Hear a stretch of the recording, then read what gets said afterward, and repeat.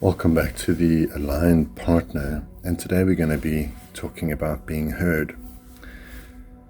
My name is Dr. Neaves. I'm a practicing therapist. This advice is to help you get your head around things. It's not here to diagnose or tell you what to do, but this place is where you can come and learn. And our topic today about being heard starts with yourself, as many of our topics do, and what I mean by that is being heard by your partner or other people starts with the ability with you to be able to hear yourself. Do you have a relationship with yourself where you can look inside yourself and you can genuinely look through the layers and complexities of yourself to the point where you genuinely know what you need, so that you can communicate that in a clear and crisp way? And know when a person is hearing you in that clarity. And let's say you are wanting that person to understand that for you right now it is A, B, and C.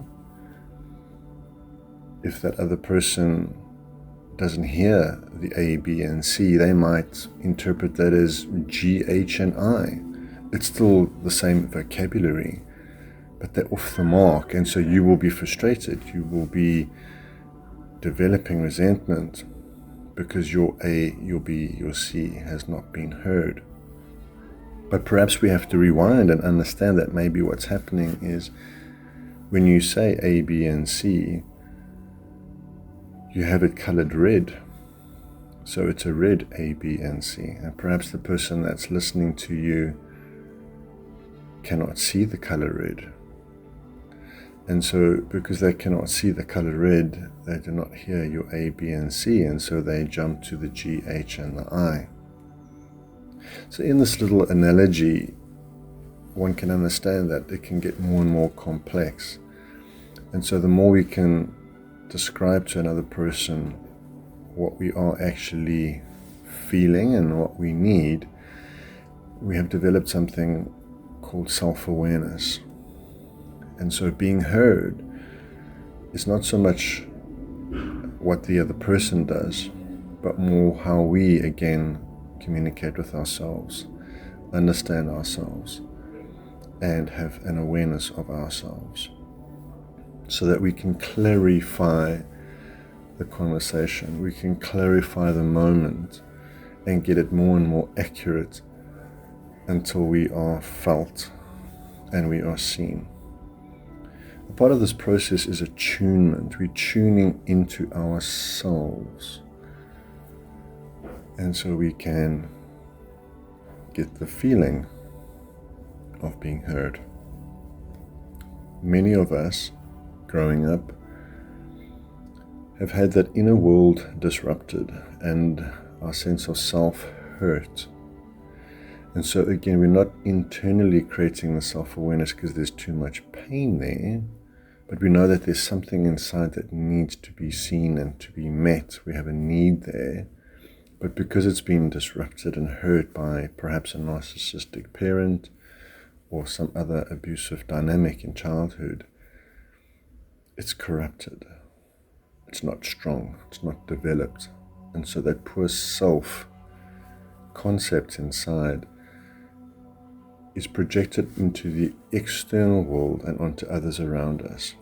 And so we now have an expectation that we need to be seen and met and heard by the person in front of us.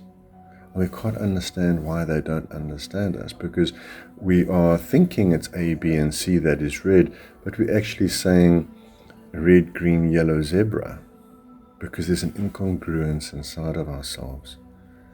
And so healing is to develop that self-concept once again, and to understand what it is that you truly need, and to be aligned to yourself, being congruent with yourself. What you're thinking, what you're feeling, and what you're needing ultimately ends up who you are being.